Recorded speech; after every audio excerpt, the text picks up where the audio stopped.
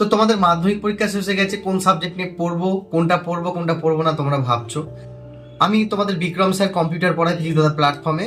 আগামী বুধবার দুপুর 12টা থেকে তোমাদের শারদীয় ব্যাচ শুরু হচ্ছে, যেখানে আমি তোমাদের কম্পিউটার শেখাবো।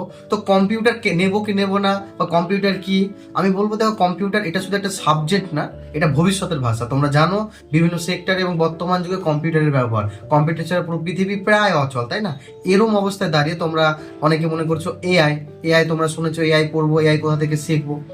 এআই তোমাদের সেমিস্টার 4-এ অলরেডি দেওয়া আছে ক্লাস 11-12-এ, এবং এখানে সাবজেক্টের পুরো সিলেবাস যদি তোমরা দেখো, তোমরা জানতে পারবে যে এটা শুধু বোর্ডের এক্সামের জন্য বা সাবজেক্ট জানার জন্য নয়। এই সাবজেক্টটা তোমার জীবনে তোমাকে স্মার্ট করার জন্য, তোমাকে সাইবার এক্সপার্ট করার জন্য এবং কম্পিউটারের নলেজ দেওয়ার জন্য এই সাবজেক্ট তোমার জন্য অত্যন্ত গুরুত্বপূর্ণ। তো নেবো কি নেবো না, তাই প্রশ্ন আগে আমি বলবো যে তুমি ক্লাসগুলো তোমরা করো। আপাতত ইউটিউবে তো ফ্রি ক্লাস হচ্ছে, সবাই জয়েন করো ক্লাসগুলোতে, দেখো সাবজেক্টটা কেমন, তারপর তুমি সিদ্ধান্ত নিবে। চলো তাহলে কাল তোমাদের সাথে বুধবার দুপুর 12টায় কম্পিউটার ক্লাসে লাইভ দেখা হচ্ছে।